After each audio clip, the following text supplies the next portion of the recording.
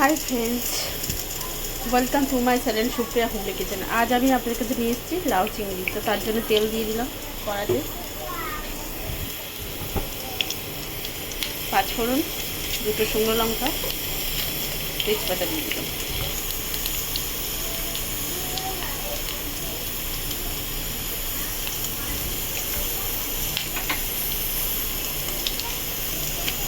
লাউটা ভালো করে কেটে জলে ভিজিয়ে রেখেছি, এবার এর মধ্যে দিয়ে দেবো।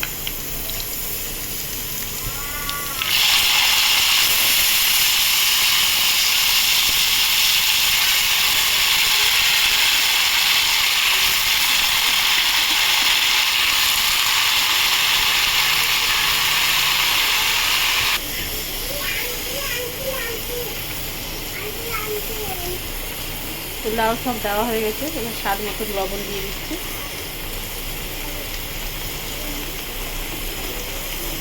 স্বাদ মতো লবণ দিয়ে একটু নেড়ে নিয়ে ঢাকা দিয়ে দিয়ে রান্না করবো বন্ধুরা। লাউ জানেন তো জল বেরোবে, এই জন্য আগে থেকেই লবণটা দিয়ে দিলাম।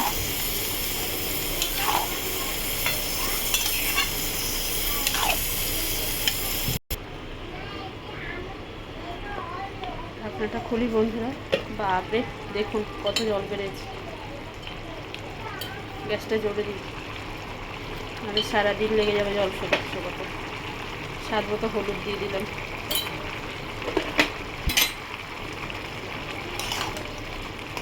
জল শুকিয়ে ফিরছি বন্ধুরা।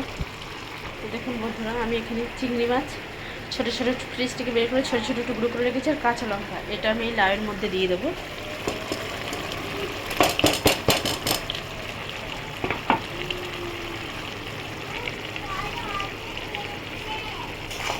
দিয়ে দিলাম।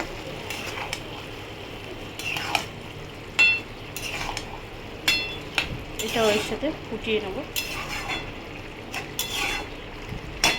পরে ফিরছি। তো দেখুন বন্ধুরা, জলটা কমে গেছে, কমেনি কিন্তু এটাতে আরও সময় লাগবে। এবার আমি গ্যাসটা একদম লোতে করে দিয়েছি, করে দিয়ে এসে রান্না করবো।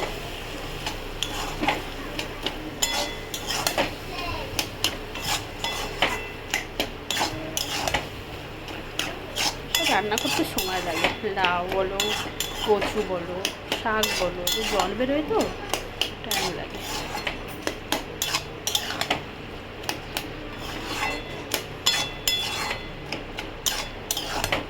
দেখুন বন্ধুরা, দেখে মনে হচ্ছিল শুকিয়ে এসছে, কিন্তু অনেক জল আছে।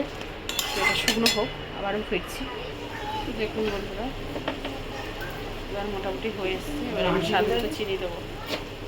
ভেজে নেবে তো ঝোলমোল কী করবে, লাউ দিয়ে ওরা ডিম দিয়ে খেয়ে নেবে।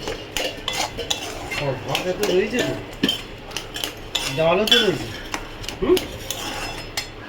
তো বন্ধুরা দেখুন, আমার লাউ চিংড়ি রেডি হয়ে গেছে। তো আপনারা আপনাদের বাড়িতে যদি একটু ধনেপাতা থাকে দিয়ে দেবেন। আমার ঘরে থাকে না ধনেপাতা, যেহেতু আমি খাই না বলে ধনেপাতা রাখি না। তো আপনারা ট্রাই করবেন, ট্রাই করে সেখানে কমেন্ট করে জানাবেন আমার রান্নাটা কেমন হয়েছে। আর আমার চ্যানেলটা লাইক অ্যান্ড সাবস্ক্রাইব করুন। Thank you for watching.